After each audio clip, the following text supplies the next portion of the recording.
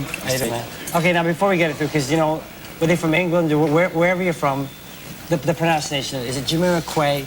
Jamiroquai. Jamiroquai. Jamiroquai. Okay, Jamiroquai. Because you know what, it's something that people, it's Jamiroquai. Yeah, I've had Jamiroquai, Jamiroquai. I've had everything. You've had it all. All right, now you know what? It's good to see you. I mean, does it astound you the fact that you've sold, like, you know, 16? I mean, even I was actually reading the bio. I was like 16 million records. 16 million records, yeah. Wow. And yeah. I mean, what does that do for you? I mean, as an artist, you put your music out, well, but yet when 16 million people are.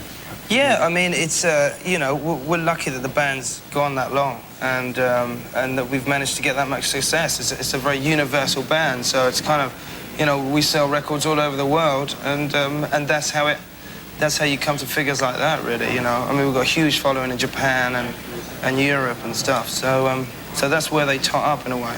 But, you know, it kind of feels good. Right. Now, I just managed to get we got six tracks off the new album. They didn't give you the whole thing. They didn't give me the whole thing. What's wrong with you? They're so tight. Somebody's fired. They're tight, man. They're tight? Yeah. But the six tracks I've definitely heard. I'm definitely feeling it from a Funk Odyssey. And but you've also teamed up with Rob, yeah. With Rob. And you can hear that. I mean, you can hear that. Yeah. Well, he's a. Tell him, Rob. Tell him, Rob. Tell him about yourself. Tell him how we met.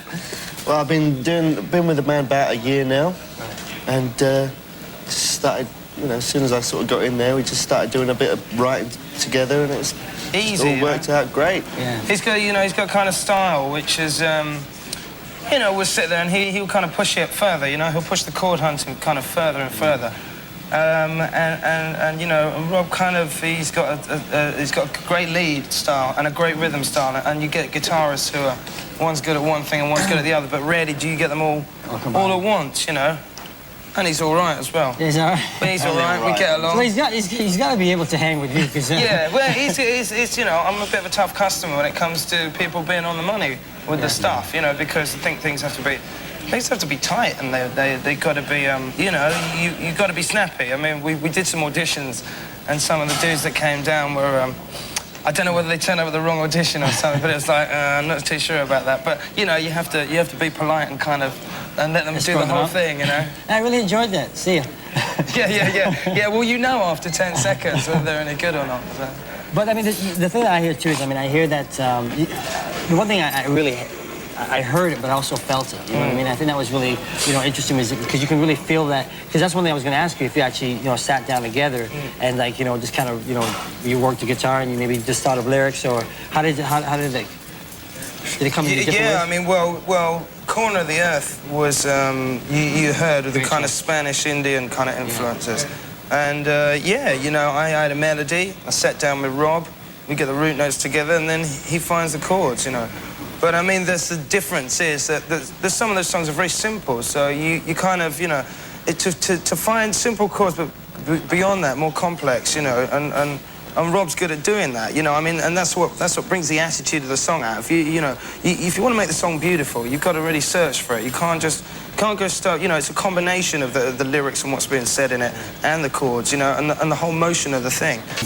A lot more open personally. I mean, in terms of you. It's a very honest album. Very honest. Very honest, yeah. What has changed in your life? Well, because, you know, I mean, I was in a relationship, and the relationship kind of ended, and you know, and when you're in a relationship, these things are things that you do write about, and songs like Picture of My Life, I wanted to give an honest appraisal of where my head's at with myself sometimes, which isn't always a good place, you know. I mean, it's not easy. No, I mean, yeah, it's just sometimes the whole business can be confusing, and it can conflict with what you think you should be doing inside, and you know, I mean, it's a difficult business, and some of it can tear at your soul a bit. You know, you think, well, I don't know whether I want to do that, you know, or whether I want to be talked about in the newspapers every day, or you know, etc., and so some good things can turn bad. So you got to keep an eye on it. And you know, I wanted to express all these different things. I wanted to express, you know, Little L is a song which is kind of when somebody doesn't love you with a big L, they love you with a little L. Right. So I thought it was a, you know, I mean, you can only talk about love songs when you've been in love.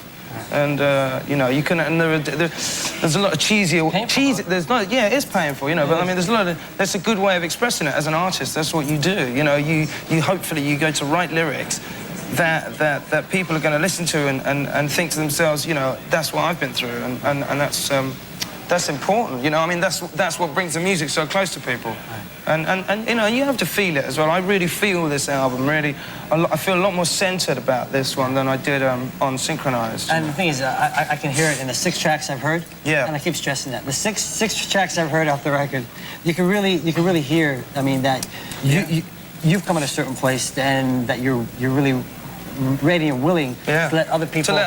But you know, I'm 31 now, so it's like I'm kind of older. You know, I started when I was 20, so it's you know, it's a different thing. You don't want to let that out when you're 20. Yeah. You don't want your friends to know that. You just went back to a little 20-year-old. You don't want your friends to know that you know, you just split up and you're a blub.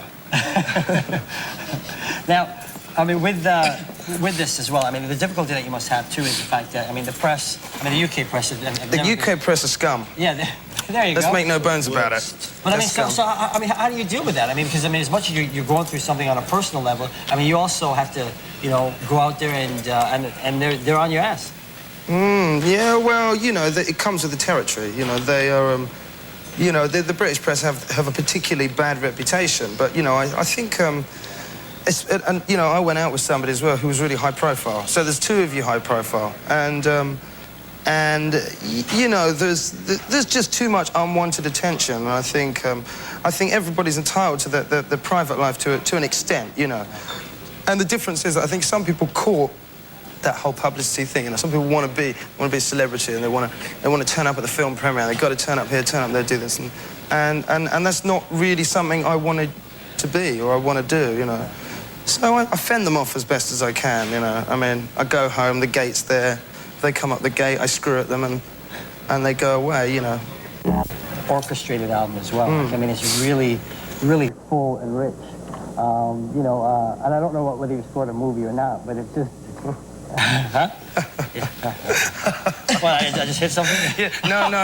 No, it's, well... But it just has that... I mean, that's because we got Simon in, you know, Simon Hale, the arranger, and I wanted some kind of John Barry influences, and you know, the guy to the James Bond tracks and that kind of Lalo Schifrin thing, and so what was the difference was that we did a 32-piece orchestra, and instead of, if we did it in my studio, we'd probably get about 12, 14 in, and you get so you get a kind of tight sound. It's quite low roof, you know, you get a tight sound. But if you want the really airy, big sound, then you've got to go somewhere. We had to go to a separate studio.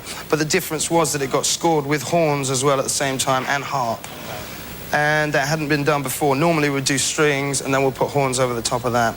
And there were different types of horns, so we weren't using just a regular trombone, sax, you know, flugelhorn kind of section. We were doing more French horns and things like that. So it was very interesting, fantastic to watch. You know, and again, it's a very different feel to it, that track, Corner of the Earth. I mean, I wanted to hear something, it's a bit more mature, you know, I wanted to hear something orchestrated properly, and I felt that we should give ourselves the opportunity to see you know, see the results of it.